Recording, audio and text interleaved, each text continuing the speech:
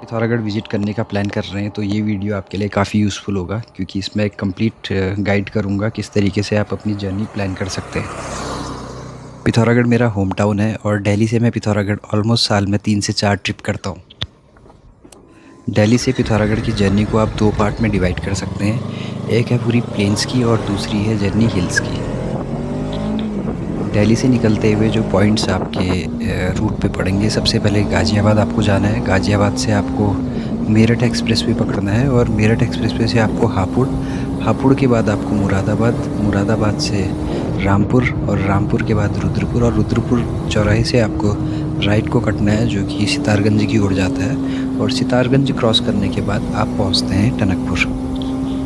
टनकपुर से आपकी हिल्स की जर्नी स्टार्ट होती है और पहला स्टेशन आपको टनकपुर के बाद जो पड़ेगा वो है चंपावत, उसके बाद लोहा घाट, फिर घाट, घाट के बाद फिर से आपको राइट लेना है और पिथौरागढ़ की ओर बढ़ जाना है। दिल्ली से पिथौरागढ़ की ये जर्नी अगर आप खुद से ड्राइव कर रहे हैं तो आप इजीली 10 से 11 घंटे में कवर कर सकते हैं।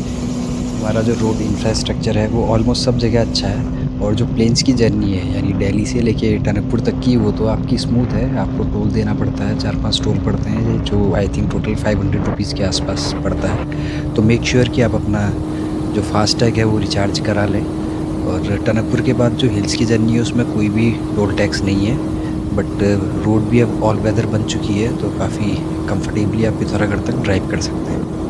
पिथौरागढ़ और उसके आसपास के हिल स्टेशंस को विज़िट करने का जो सबसे बेस्ट टाइम है वो है आपका अक्टूबर से लेकर दिसंबर तक का, जिसमें बरसात ख़त्म हो जाती है और इतना एक्सट्रीम ठंडा भी नहीं पड़ता है। जुलाई और अगस्त हमारे यहाँ पे बरसात का सीज़न होता है, आपको पता है। तो जुलाई से लेकर मिड सितंबर तक आपको पिथौरागढ़ या उत्तराखंड में कहीं भी हिल्स में ट्रैवल नहीं करना है। अगर इस टाइम पे आप ट्रैवल करेंगे तो यहाँ पे मेनली बारिश रहती है, रोड ब्लॉक रहती है, लैंडस्लाइड भी होता है और कई बार कुछ अनफॉर्चुनेट इंसिडेंट्स भी होते हैं। तो बेटर है कि आप सितंबर मिड के बाद ही पिथौरागढ़ या उत्तराखंड के हिली एरियाज़ को कोई भी ट्रिप प्लान करें। पिथौरागढ़ को ट्रैवल करने के लिए आपके पास जो सबसे बेस्ट मंथ है विंटर्स के, वो हैं अक्टूबर, नवंबर और दिसंबर, जिस टाइम पे ना तो गर्मी पड़ती है ना फिर एक्सट्रीम ठंडा होता है। इस टाइम पे वेदर काफ़ी प्लेजेंट रहता है, स्काई आपको ब्लू दिखेगा, फ़ोटोग्राफ्स भी काफ़ी अच्छी आती हैं और AQI भी आप देखोगे तो 15 के आसपास मैक्सिमम रहता है। इन 3 मंथ्स में आपको विंटर्स के लिए ज़्यादा कपड़े भी कैरी करने की ज़रूरत नहीं है, और आप अपनी टी-शर्ट और स्वेट शर्ट कुछ ले सकते हैं, कोई लाइट जैकेट ले सकते हैं, और आपको थर्मल्स की अभी ज़रूरत नहीं पड़ेगी। थर्मल्स की ज़रूरत आपको विंटर्स में पड़ती है दिसंबर के बाद, और दिसंबर के बाद भी रोड थोड़ा अनसेफ हो जाती है, क्योंकि उसके बाद काफ़ी ठंड बढ़ने लग जाती है और जहाँ पे डायरेक्ट रोड पे सनलाइट नहीं पड़ रही है वहाँ पे ब्लैक आइस, जिसको पाला भी कहते हैं, वो पड़ने लगता है। तो वहाँ पर रोड काफ़ी स्लिपरी रहती है। एंड मेक श्योर अगर आप पिथौरागढ़ को ट्रैवल कर रहे हैं तो आपकी गाड़ी प्रॉपरली सर्विस्ड हो, उसका कूलेंट चेंज हो और उसके टायर जो वो अच्छी कंडीशन के हों। और जब भी आप पहाड़ों में विंटर्स में ट्रैवल करते हैं तो मेक श्योर कि आपकी गाड़ी की बैटरी की हेल्थ भी सही हो। जस्ट इन केस अगर आपकी बैटरी की हेल्थ सही नहीं है तो जहाँ ठंडा क्लाइमेट होता है वहाँ पे वो सेल्फ लेने में इश्यू करती है। अभी मॉर्निंग में 4:30 मैंने अपनी जर्नी स्टार्ट करी थी और मैं टनकपुर ऑलमोस्ट 8:30 बजे पहुँच रहा हूँ। तो मोटा मोटा मुझे 4.5 घंटे में मैंने बाइक से टनकपुर तक कवर कर दिया है, बट मैंने कहीं पे भी कोई स्टॉपेज नहीं लिया है। अगर आप दिल्ली से पिथौरागढ़ जाने का प्लान कर रहे हैं तो आपको अपनी जर्नी 6 बजे से पहले पहले स्टार्ट कर देनी है, ताकि 6 बजे से पहले पहले आप गाज़ियाबाद क्रॉस कर लोगे तो आप टनकपुर ईज़िली 11 बजे से पहले क्रॉस कर सकते हैं। सितारगंज से जब आप टनकपुर की ओर बढ़ते हैं तो कुछ और पॉइंट्स पड़ते हैं, जैसे चकरपुर है, बनबसा है, और लास्ट में जब टनकपुर आता है तो टनकपुर के एंड वाले पॉइंट से आपको लेफ़्ट लेना है। और यहाँ पे पेट्रोल पंप है लेफ़्ट लेने के बाद भी, और यहाँ से राइट में भी था पेट्रोल पंप। आप यहाँ पर अपना फ्यूल एक बार फिर से टॉपअप करा लीजिए। वैसे तो आपको पेट्रोल पंप आगे भी काफ़ी सारे मिल जाएंगे, बट बेटर है कि आप जहाँ भी पेट्रोल मिले और आपकी आधी टंकी के आसपास कंज्यूम हो चुका है तो आप दोबारा वहाँ पे टॉपअप कर लीजिए, क्योंकि कई बार पहाड़ों में ऐसा रहता है डीजल तो मिल जाता है बट पेट्रोल की कभी स्कार्सिटी भी रहती है, और ऐसा मेरे साथ पहले हो चुका है। करंट सिचुएशन की अगर अभी हम बात करें तो टनकपुर से चंपावत के बीच में भी काफ़ी बड़ा जाम लगा हुआ है और आपको चंपावत एक ऑल्टरनेट रूट से पहुंचना पड़ेगा। और यहाँ पर मैंने 40 to 50 ट्रक्स उस दिन रुके हुए देखे थे, तो पॉसिबल है कि अभी पेट्रोल की मे भी कोई प्रॉब्लम नहीं है, बट आगे फ्यूल की ऐसी प्रॉब्लम हो सकती है। तो बेटर है कि आप टनकपुर में अपने फ्यूल को एक बार फिर से टॉपअप करा लीजिए। रोड की कंडीशन आप देख ही सकते हो, दिल्ली से लेकर टनकपुर तक आपको कोई भी प्रॉब्लम होने वाली नहीं है। और आगे भी टनकपुर से लेकर पिथौरागढ़ तक जो है ऑल वेदर रोड बनी हुई है। तो कहाँ पर क्या प्रॉब्लम है वो मैं आगे वीडियो में आपको बताता रहूँगा। वीडियो के एंड में मैं एक चार्ट बना के सारी टिप्स एंड ट्रिक्स आपको एक्सप्लेन करूँगा, जो आपकी जर्नी को काफ़ी हैसल फ्री और स्मूथ बनाएंगे। टनकपुर क्रॉस करने के बाद एक छोटा सा मार्केट आता है जिसका नाम सूखी डांग है, और इसके बाद चलथी आता है। तो इन दोनों पॉइंट के बीच में मैंने स्टॉप लिया हुआ है, और अगर आप फ़ोटोग्राफी करना चाहते हैं तो यहाँ पे कई अच्छी फ़ोटोग्राफ्स आप ले सकते हैं। ब्यूटीफुल लोकेशन है, बट मेक श्योर कि जब आप पहाड़ में गाड़ी अपनी पार्क कर रहे हैं तो आपका हैंड ब्रेक प्रॉपर्ली इंगेज्ड हो। और अगर आपने ढलान में गाड़ी खड़ी करी है और आपकी एक मैनुअल गाड़ी है तो आप बैक गियर पे अपनी गाड़ी को खड़ा करें। इसका जस्ट ऑपोजिट आपको करना है जब आपकी गाड़ी चढ़ाई पे खड़ी हो। डैट मीन्स कि आपने उस टाइम पे गाड़ी का फर्स्ट गियर लगा के हैंड ब्रेक इंगेज करना है। और अगर आप ड्राइव करते हैं एक ऑटोमेटिक कार, तो आपको हमेशा गाड़ी अपनी पार्किंग मोड पे ही लगानी है और पार्किंग ब्रेक को इंगेज रखना है। टनकपुर से लेके चंपावत तक का जो रोड है, इस पे कई जगह नेटवर्क गायब हो जाता है, और ऐसा पहाड़ों में बहुत जगह पर होगा। तो मेक श्योर कि जब भी नेटवर्क आ रहा है तो आप अपने घर वालों को कांटेक्ट करना चाहते हैं, कोई मैसेज देना चाहते हैं या अपनी लोकेशन अपडेट करना चाहते हैं, तो इस टाइम पर आप उनको जब भी नेटवर्क है तो कॉन्टेक्ट कर लीजिए। ये पॉसिबल है कि आपका जो फाइनल डेस्टिनेशन है वो पिथौरागढ़ नहीं है और आप मुंशियारी या फिर आदि कैलाश को ट्रैवल कर रहे हैं। तो इस कंडीशन में एडवाइजेबल ये है कि आप अपनी जर्नी को 2 दिन में प्लान कीजिए। डे 1 में आपको दिल्ली से पिथौरागढ़ पहुंचना है, और डे 2 में आपको पिथौरागढ़ से अपनी आगे की जर्नी करनी है। दिल्ली से पिथौरागढ़ की अपनी ये जर्नी आपको 6 बजे के अराउंड स्टार्ट कर लेनी चाहिए। 6 बजे तक अगर आप गाज़ियाबाद क्रॉस कर लेते हैं तो आप इजीली 10-10:30 तक आप टनकपुर पहुंच जाएंगे, और वहां से आप अपनी आगे की जर्नी 5.5 घंटे 5 घंटे में कंप्लीट कर सकते हैं।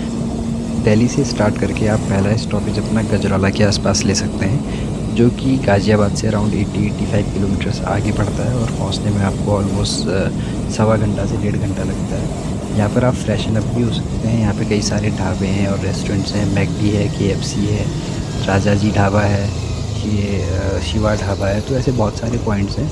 तो अगर आप घर से ब्रेकफास्ट करके नहीं निकले तो आप यहाँ पे अपना ब्रेकफास्ट या चाय कॉफ़ी जो करना है वो कर सकते हैं। जैसा कि मैंने पहले भी आपको बताया, पिथौरागढ़ और टनकपुर के बीच की जो रोड है वो ऑल वेदर रोड ऑलरेडी बन चुकी है, तो इसमें प्रॉब्लम कुछ नहीं है। चौड़ी रोड है, इजीली आप ड्राइव कर सकते हैं। बस बरसात के टाइम में, जो मैंने बताया जुलाई और अगस्त के जो मंथ हैं, उसमें बरसात होती है काफ़ी ज़्यादा, तो उसकी वजह से लैंडस्लाइड होता है, और उसी के कॉन्सिक्वेंसेज हैं कि अभी भी रोड क्लियर नहीं है, और चंपावत और स्वाला के बीच में रोड ब्लॉक है, और आपको एक ऑल्टरनेट रूट लेना पड़ेगा। ईडांग क्रॉस करने के बाद जो अगला मार्केट आपके सामने पड़ेगा वो है चलती का, और चलती में कई सारे होटल्स हैं, छोटे छोटे ढाबे हैं, और यहाँ पे पुलिस चौकी भी है। यहाँ पर आप अपना ब्रेकफास्ट कर सकते हैं, और चलती से थोड़ा आगे चलने के बाद आपको स्वाला जगह पड़ेगी, जिसके बाद ये रोड ब्लॉक वाली प्रॉब्लम स्टार्ट होती है। रोड की अगर मैं बात करूँ तो आज से करीब 30-35 साल पहले रोड इतनी ज़्यादा अच्छी तो नहीं थी यहाँ पे, बट रोड ब्लॉक इतनी ज़्यादा होती नहीं थी, लैंडस्लाइड नहीं होता था मेनली। रोड तो अच्छी तब भी नहीं थी, रोड इम्प्रूव हो रही थी। बट उसी टाइम पे धारचूला जो जगह है वहाँ पे NHPC यानी नेशनल हाइड्रो पावर कॉरपोरेशन का प्लांट स्टार्ट हुआ, और खूब हैवी मशीनरी जो थी उनको वहाँ पे ले जाने की ज़रूरत थी। उसके लिए रोड को चौड़ा करना स्टार्ट किया गया, और रोड चौड़ा करने के लिए आज की डेट में तो पोकलैंड की मशीन चलती हैं, क्योंकि NGT ने सब जगह ब्लास्टिंग पे बैन लगा दिया। बट उस टाइम जो टेक्नोलॉजी थी उस टाइम पे था कि लोग डायनामाइट से पहाड़ों में ब्लास्ट करते थे, और उसके बाद उसको क्लियर करके रोड चौड़ी करते थे। तो उन हैवी मशीनरी को आने के लिए यहाँ पे कई ज़्यादा ब्लास्टिंग हुई है, पूरे उत्तराखंड में ये हुआ है। और उसके बाद क्या हुआ कि पहाड़ों में कई अंदर तक क्रैक आ गए ब्लास्टिंग की वजह से, और बाद में जब रेनी सीज़न आया तो क्रैक्स में पानी घुस गया, और उसके बाद जब वो पानी इवॉपरेट हुआ दोबारा रेनी सीज़न ख़त्म होते टाइम, फिर लैंडस्लाइड होना स्टार्ट हुआ। लैंडस्लाइड का जो दूसरा रीज़न है वो है पहाड़ों में रैपिडली होता डिफॉरेस्टेशन। चलो मैं आपको इस ब्रिज के बारे में एक इम्पॉर्टेंट इन्फॉर्मेशन देता हूँ। जो राइट हैंड साइड में जो पुराना ब्रिज दिख रहा है वो ब्रिटिश एरा का है और अंग्रेज़ों का बनाया हुआ है, और इस पुराने ब्रिज का रिप्लेसमेंट जो मैंने अभी क्रॉस किया है, मॉडर्न ब्रिज, इसको गवर्नमेंट पता नहीं कितने सालों से बना रही है। ऑलमोस्ट 25-30 सालों से मैं इस पुल को बनते हुए देख रहा था और ये सक्सेसफुल नहीं हुआ। अभी 2-3 साल पहले से ही वर्किंग है और बार बार कभी नीचे बरसात के सीज़न में इसके पिलर बह जाते थे, कभी कुछ हो जाता था। बट ब्रिटिश एरा वाला पुल आज भी खड़ा है। फाइनली वो पॉइंट आने वाला है जहाँ से मुझे डाइवर्जन लेना है और ये पॉइंट चंपावत और स्वाला के बीच में है। डैट मीन्स कि अगर मैं टनकपुर से जा रहा हूँ तो पहले स्वाला पड़ेगा, फिर चंपावत आएगा। तो इन दोनों के बीच में वो पॉइंट है जहाँ पे रोड ब्लॉक है और वहाँ पे ट्रक्स का, बड़ी गाड़ियों का काफ़ी जाम लगा हुआ है। तो ये ऑल्टरनेट रूट मैंने ले लिया है और ये मुझे नीचे की ओर लेकर जा रहा है। ये किसी नीचे गाँव के लिए कनेक्टिंग रोड है और ये 2-3 गाँव से घूमकर जाती है और लास्ट में करीब 1.5 घंटा राइड करने के बाद मैं चंपावत पहुंचा था। रोड काफ़ी नैरो है, कुछ जगह पर सही है बट मोस्टली ख़राब है और गाड़ियाँ भी इसमें काफ़ी कम चल रही थी। इस रूट पे भी कुछ लोकेशंस तो बहुत अच्छी थी और फ़ोटोग्राफी या वीडियोग्राफी आप कर सकते हैं, बट ये था कि जगह काफ़ी कम थी तो आप रुकोगे कहाँ पे? कोई दूसरी गाड़ी आएगी तो आपको हटानी पड़ेगी। जब तक ये बोरिंग रास्ता कवर होता है मैं उत्तराखंड से रिलेटेड कुछ इंटरेस्टिंग इन्फॉर्मेशन आपको देता हूँ। उत्तराखंड जो है वो मेनली 2 रीजन्स में डिवाइडेड है। जो ईस्टर्न रीजन है उसको कुमाऊँ कहते हैं और जो वेस्टर्न रीजन है उसको गढ़वाल। कुमाऊँ के जो पॉपुलर डिस्ट्रिक्ट्स हैं अल्मोड़ा, रानीखेत, बागेश्वर, चंपावत, पिथौरागढ़, ये सब हैं। और जो पॉपुलर सिटीज़ हैं जैसे नैनीताल, भीमताल, जिम कॉर्बेट, इनका आपने नाम सुना ही होगा। और वहीं जो गढ़वाल की जो पॉपुलर डिस्ट्रिक्ट्स हैं उनमें टिहरी, पौड़ी, देहरादून, रुद्रप्रयाग ये सब आती है। लैंग्वेज की अगर बात करें तो पूरे उत्तराखंड में या फिर हिंदी बोली जाती है या फिर पहाड़ी बोली जाती है। अब ये पहाड़ी लैंग्वेज भी जो कुमाऊँ वाले हैं वो उसको कुमाऊनी बोलते हैं, गढ़वाल वाले गढ़वाली, और इसी नाम से वो अपने को स्ट्रांगली आइडेंटिफाई भी करते हैं। वैसे तो आप पूरे उत्तराखंड में कहीं भी ट्रैवल कर लो, हर 60 से 70 किलोमीटर में आपको वोकैबलरी, प्रोनंसिएशन, डायलेक्ट और टोन का थोड़ा थोड़ा डिफरेंस मिलेगा। वैसे तो उत्तराखंड में दोनों ही रीजन्स में टूरिज़्म के लिए काफ़ी जगह पॉपुलर हैं। अगर कुमाऊँ की बात करें तो यहाँ पे नैनीताल, रानीखेत, कौसानी, पिथौरागढ़, मुनस्यारी, जिम कॉर्बेट और रिसेंटली आदि कैलाश काफ़ी ज़्यादा पॉपुलर हैं। और गढ़वाल की अगर बात करें तो गढ़वाल मेनली जाना जाता है अपनी 4 धाम यात्रा के लिए, जिसमें केदारनाथ, बद्रीनाथ, गंगोत्री, यमुनोत्री और इसके अलावा वैली ऑफ फ्लावर है, मसूरी है ब्रिटिशर्स के टाइम का, और हरिद्वार और ऋषिकेश है। कुमाऊँ की ओर पहले बहुत ज़्यादा टूरिस्ट ट्रैवल नहीं करते थे। पिछले 4 से 5 सालों में टूरिस्ट यहाँ पर काफ़ी ज़्यादा बढ़ गए हैं और इसका रीज़न है, एक तो कोविड के बाद से लोगों ने काफ़ी ट्रैवल करना स्टार्ट कर दिया। दूसरा, बहुत सारा अनएम्प्लॉयड यूथ जो घर आया, जो बाहर जॉब कर रहा था कोविड के चक्कर में जो घर आए, इन्होंने यहाँ पे होम स्टे और कैफ़ेज़ ऐसी चीज़ें डेवलप करनी स्टार्ट करी। ये होम स्टे और कैफ़े चलने का जो रीज़न था वो था आदि कैलाश का स्टार्ट होना। आदि कैलाश जब से स्टार्ट हुआ है तब से कंटिन्यूस पॉपुलैरिटी में है और पूरी कंट्री से लोग यहाँ पे बहुत ज़्यादा विजिट कर रहे हैं। टूरिज़्म ग्रो करने का जो सबसे इम्पॉर्टेंट फैक्टर होता है वो होता है वहाँ की कनेक्टिविटी। पिथौरागढ़ में वैसे बहुत सारी टूरिस्ट डेस्टिनेशन और भी हैं, बट इसके बाद भी लोग आ नहीं पाते थे क्योंकि रीज़न ये था, टनकपुर से पिथौरागढ़ की जो जर्नी है वो बहुत ज़्यादा टायरिंग थी और जिसको कवर करने में 8 से 10 घंटे लग जाते थे। ये जर्नी ऑल वेदर रूट बनने की वजह से आज की डेट में सिर्फ 4 से 5 घंटे की रह गई है। 8 से 10 घंटे का जो ट्रैवल टाइम था वो भी अनसर्टेन था क्योंकि कभी भी लैंडस्लाइड हो जाता था और काफ़ी देर तक आपको वेट करना पड़ता था। जैसा कि मैंने पहले भी आपको बताया कि ये वाला रोड कई जगह पे काफ़ी नैरो है। अगर आप फर्स्ट टाइम पहाड़ में ट्रैवल कर रहे हैं और आपको पहाड़ में ड्राइव करने की या राइड करने की आदत नहीं है तो केयरफुली चलिएगा। वैसे तो अगर आपकी जर्नी आदि कैलाश तक की है तो आपको एक 4x4 व्हीकल से ही आना चाहिए। इसके बाद भी अगर आपके पास स्किल है तो आप एक नॉर्मल व्हीकल से भी आदि कैलाश तक जा सकते हैं, बट आपको ड्राइव करते हुए सेफ्टी का काफ़ी ध्यान देना होगा। पहाड़ों में ड्राइव करने के कुछ थंब रूल्स हैं जो मैं आपको 1 बाय 1 एक्सप्लेन करूँगा और ये मोस्टली सारी चीज़ें आपको ऑलरेडी पता होंगी। पहली बात तो ये है कि पहाड़ में आपको कहीं भी ओवर स्पीडिंग नहीं करनी है और स्लो स्पीड पे चलना है। सेकेंडली, आपको हमेशा गाड़ी अपनी लेफ़्ट साइड में रखनी है और कर्व्स में खासकर ध्यान देना है कि आप हॉर्न ज़रूर बजाएं। अपहिल ट्रैफिक यानी ऊपर आने वाली गाड़ी को आपने पहले स्पेस देना है और इंजन ब्रेकिंग का आपने यूज़ करना है। हैवी गियर में केवल गाड़ी चलानी है। आपका उसमें कोई ओवरटेकिंग नहीं करनी है, और अगर आपके सामने कोई दूसरी गाड़ी चल रही है तो उससे आपको सेफ़ डिस्टेंस मेंटेन करना है, जो कि एटलीस्ट एक गाड़ी के बराबर का होना चाहिए। अगर आप कोई स्टॉपेज लेते हैं तो आपको कोई सेफ सा स्पॉट ढूंढना है जहाँ पर कोई लैंडस्लाइड या फिर ऊपर से पत्थर गिरने का रिस्क ना हो। और जहाँ पर भी आप स्टॉप लेते हैं, मेक श्योर कि आपकी पार्किंग लाइट्स ऑन है। और आप उत्तराखंड में या कहीं भी दूसरी जगह ट्रैवल कर रहे हो तो ऑलवेज़ आपको लोकल लोगों का रेस्पेक्ट करना है, और कभी भी इंटॉक्सिकेटेड स्टेट में ड्राइविंग नहीं करनी है। और अगर आप पहाड़ों में नए रूट पे फर्स्ट टाइम जा रहे हैं तो मेक श्योर कि आप दिन में अपनी जर्नी कंप्लीट कर लें और रात में ड्राइव करना अवॉइड करें। अगर आप हिल्स में नाइट ड्राइविंग कर रहे हैं तो मेक श्योर सामने से आने वाली गाड़ी अगर आपको दिखाई देती है तो आपने लो बीम पे ही गाड़ी चलानी है। रात में ड्राइव करते हुए अपनी गाड़ी को हमेशा अंदर से लॉक रखें, और किसी भी अननोन स्पॉट पे कहीं भी रैंडमली रुक मत जाना, क्योंकि यहाँ पर वाइल्ड एनिमल्स का भी रिस्क रहता है, और लेपर्ड उत्तराखंड में काफ़ी एक्टिव है सब जगह पे। और पार्किंग को मैं पहले ही एक्सप्लेन कर चुका हूँ कि अगर आप डाउन में खड़े हैं तो आपको रिवर्स गियर में गाड़ी रखनी है, और अगर आप चढ़ाई में खड़े हैं तो आपको फर्स्ट गियर में गाड़ी छोड़नी है, और दोनों ही कंडीशन में आपने हैंड ब्रेक को इंगेज रखना है। अगर आप ऑटोमेटिक गाड़ी चलाते हैं तो आपको सिर्फ पार्किंग मोड में रखना है और हैंड ब्रेक हमेशा इंगेज रखना है। पहाड़ों में ड्राइव करते हुए बिल्कुल भी रिस्क नहीं लेने का। और जब मैं परसों पिथौरागढ़ आ रहा था तो इस जर्नी में भी मेरे सामने एक एक्सीडेंट हुआ जो काफ़ी ख़तरनाक हो सकता था, बट फॉर्चुनेटली गाड़ी खाई में गिरी, बट एक पेड़ से टकरा कर रुक गई, तो उसमें कोई कैजुअलिटीज़ नहीं हुई, बट 3 लोगों को उसमें एयरलिफ्ट करा के हॉस्पिटल पहुंचाना पड़ा था। उस एक्सीडेंट का एक छोटा सा क्लिप मैंने आगे अटैच किया हुआ है, और अगर आपने उस एक्सीडेंट के बारे में डिटेल से जानना है तो एक वीडियो मैंने सेपरेटली अपलोड किया हुआ है, आप चैनल में जाकर चेक कर सकते हैं।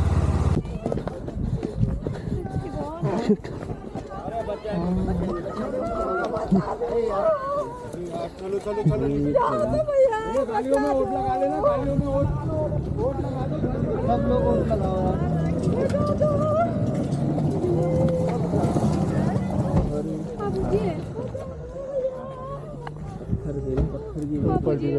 फाइनली 1.5 घंटे की एक टायरिंग जर्नी कंप्लीट करने के बाद मैं चंपावत पहुंचा, और ये रोड हमको डायरेक्टली चंपावत की मेन मार्केट में निकालता है। और चंपावत जो है मिड पॉइंट है पिथौरागढ़ जाने का, टनकपुर और पिथौरागढ़ के बीच में। और चंपावत के बाद जो अगला पॉइंट है अपना वो है लोहाघाट। चंपावत से लोहाघाट पहुंचने में ऑलमोस्ट 1 घंटा लगता है, और लोहाघाट के बाद जो अगला पॉइंट अपना है वो है घाट। बट इन दोनों पॉइंट के बीच में, लोहाघाट और घाट के बीच में, बाराकोट एक जगह पड़ती है जहाँ पर एक उस्ताद ढाबा है लेफ़्ट हैंड साइड पे। वहाँ पर मैं हमेशा चाय पीता हूँ। उस्ताद ढाबे से निकलने के बाद जो मेरा अगला डेस्टिनेशन है वो है घाट। घाट एक ऐसा पॉइंट है जहाँ से एक रोड हल्द्वानी को स्ट्रेट जा रही है, वो वाया अल्मोड़ा जाती है, और राइट हैंड साइड अगर हम लेते हैं तो वो सीधे हमको पिथौरागढ़ लेकर जाता है। फाइनली मैं घाट पहुंच चुका हूं, और मैं आपको दिखाता हूं। ये घाट का ब्रिज है, और यहाँ से स्ट्रेट हल्द्वानी को है, और अगर आप राइट को लेते हैं इस ब्रिज पे तो आपने पिथौरागढ़ यानी आदि कैलाश वाले रूट पे एंटर कर लिया है। घाट से पिथौरागढ़ की जर्नी कवर करने में मोटा मोटा 1 घंटा लगता है, और इसके बीच में भी कई सारी अच्छी अच्छी लोकेशंस हैं जहाँ पे आप फ़ोटोग्राफी कर सकते हैं। बट अगेन आपने ध्यान रखना है कि जहाँ भी आपने स्टॉप लेना है वो एक सेफ़ स्पॉट होना चाहिए। पिथौरागढ़ से घाट के बीच की जो डिस्टेंस है, इसमें पहले बहुत ज़्यादा रोड ब्लॉक होती थी, और उसका रीज़न था लैंडस्लाइड्स और बोल्डर्स जो गिर जाते थे। अब ऑल वेदर रोड बनने के बाद इसमें प्रॉपर नेट लगा दी गई है, तो रेनी सीज़न में भी इतना ज़्यादा लैंडस्लाइड यहाँ पे होता नहीं। और इस पर्टिकुलर जोन में मुझे बाइक या गाड़ी चलाने में बहुत मज़ा आता है, क्योंकि रोड काफ़ी चौड़ी चौड़ी और मज़ेदार है। पिथौरागढ़ पहुँचने से पहले एक इम्पॉर्टेंट स्पॉट और आता है, और वो है गुड़ना माता का मंदिर। यहाँ पर रोडवेज, प्राइवेट टैक्सीज़, हर तरीके की गाड़ी रुकती है, और टीका लगा के भेंट चढ़ा के ही आगे जाते हैं। फाइनली मैं मंदिर में पहुँच चुका हूँ, और ये मंदिर मेरे लेफ़्ट हैंड साइड में आप देख सकते हैं। मंदिर में आज भी कुछ भंडारा चल रहा है, लेफ़्ट हैंड साइड में भी आप देखना मेरे आगे। और अगर आप फैमिली के साथ ट्रैवल कर रहे हैं और अगर आपको फ्रेशन अप होना है तो यहाँ पे वॉशरूम्स भी बने हुए हैं। और थोड़ा सा आगे आप देखेंगे मेरे राइट हैंड साइड में, तो यहाँ पे नेचुरल वाटर सोर्स भी है, यानी मिनरल वाटर। आप यहाँ पे फ्रेशन अप भी कर सकते हैं, काफ़ी ठंडा पानी है, और अपनी बॉटल्स में भी भर सकते हैं। तो नॉर्मली यहाँ पे लोग वही कर रहे हैं कि अपना हाथ मुँह धो रहे हैं और अपना बॉटल्स में पानी भर के जा रहे हैं। गुड़ना मेरा फाइनल स्टॉप था और यहाँ से मैं निकल चुका हूँ पिथौरागढ़ की ओर। और पिथौरागढ़ पहुँचने से पहले ऐचुली जगह आती है, ऐचुली क्रॉस करने के बाद पिथौरागढ़ पहुँचते हैं, वो भी मैं आगे आपको दिखाता हूँ। पिथौरागढ़ पहुँचने से पहले ये नगर पालिका का बोर्ड भी आता है, और ये बोर्ड क्रॉस करने के बाद लेफ़्ट हैंड साइड में ये पुलिस चेक पोस्ट भी है। बट आज लकीली किसी ने मुझे चेक नहीं किया, अदरवाइज़ समटाइम्स यहाँ पे डॉक्यूमेंट चेक भी करते हैं। पिथौरागढ़ पहुँचते एक और काम जो आपने सबसे पहले करना है वो है कि अपने टैंक को एक बार फिर से टॉप अप करा लीजिए। और ये मैं पिथौरागढ़ के मार्केट में पहुँच चुका हूँ, बट इससे पहले ही नीचे लेफ़्ट हैंड साइड में पेट्रोल पंप 2 पड़ते हैं। आप पहले वाले से भरवाइए, वो ज़्यादा बेटर है और रिकमेंडेड है। ये सामने लेफ़्ट हैंड साइड में जो बड़ी सी बिल्डिंग आपको दिख रही है वो यहाँ का टैक्सी स्टैंड है, और साथ ही इसमें है मल्टी लेवल पार्किंग। अगर आप पिथौरागढ़ की लोकल मार्केट को एक्सप्लोर करना चाहते हैं तो आपको अपनी गाड़ी इसी पार्किंग में पार्क करनी पड़ेगी। बाय द वे चलिए, आपने यहाँ पे पार्क नहीं करी और आपको जाना है अपने डेस्टिनेशन आदि कैलाश। तो अभी हम सीधे ऊपर की ओर बढ़ते हैं, और इसके बाद आएगा पिथौरागढ़ का एक मेन तिराहा जिसको कहते हैं सिलधाम। अगर आपकी आइटिनरी में पिथौरागढ़ में स्टे नहीं है तो पिथौरागढ़ एंटर करने के साथ ही एक बाईपास रोड भी है, जिसको आप लेकर सिलधाम और मेन मार्केट को स्किप करके सीधे धारचूला रोड पकड़ सकते हैं। और फाइनली हम लोग पहुंच चुके हैं सिलधाम, और यहाँ से अगर हम नीचे की ओर जाते हैं तो ये हमने धारचूला रोड एंटर कर दी है, जो आदि कैलाश और मुनस्यारी को जाती है।